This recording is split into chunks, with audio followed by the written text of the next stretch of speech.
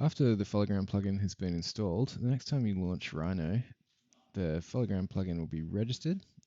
So you'll want to make sure that the plugin is actually installed okay. You'll get a little notification of that.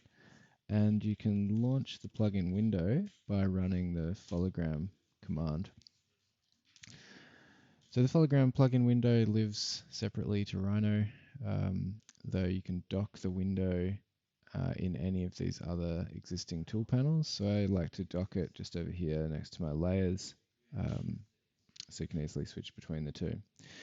The first time that you try connecting a device to stream your Rhino model to your mobile phone or your HoloLens 2 and view it in augmented reality, you should see a pop-up in Windows asking for firewall permissions. Make sure you grant all of those permissions when you first connect a device, because if Hologram isn't able to communicate through your firewall, you won't be able to stream anything to your mobile device, including just connecting to Rhino at all. So make sure you grant all permissions when you first connect a device in order to overcome that potential issue with firewalls.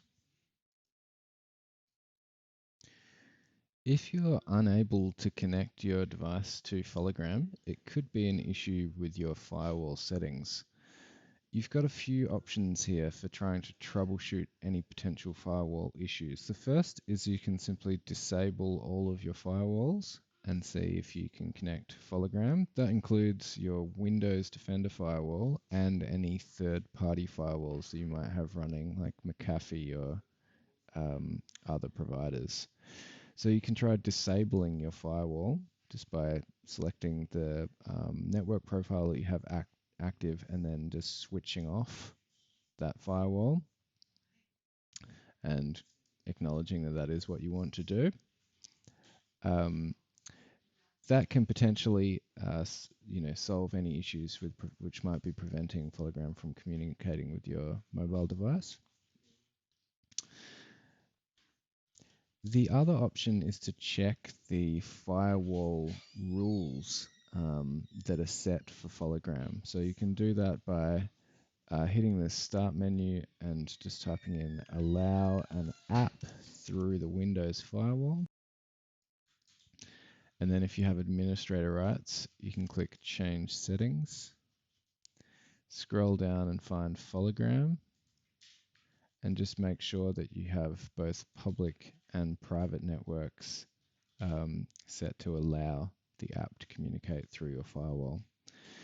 It may be that you're simply on, when the first time you launched Fologram might have been on a private network, and now you're trying to use Fologram on a public network where Fologram doesn't have permissions, or vice versa.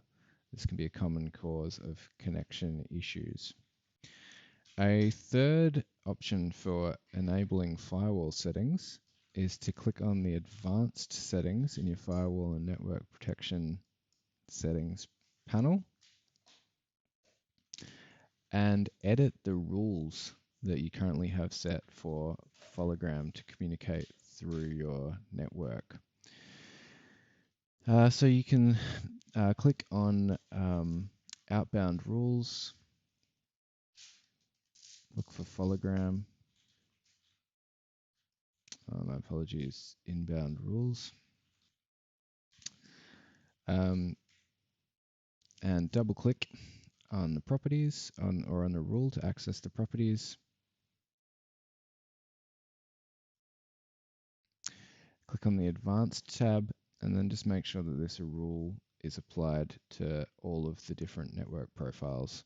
So that is a way that you can manually override, just make sure that Fologram is able to communicate on any kind of network that you may be on. So I've got set here that Fologram is allowed to communicate through domain, private, and public networks. And if you want to change those, just check the box that you need to change, hit apply, hit OK. So there are three common causes of connectivity issues with Fologram. It's existing third-party firewalls blocking your connection. It's having incorrect rules set for the current network profile that you're on. Or the Windows Defender firewall could be blocking the connection full stop. If you're able to just switch that off, that's a simple fix. There are also other issues that can prevent Fologram connecting to your mobile device, and those can be specific IT policies that are running on things like enterprise networks that block inter-device communication.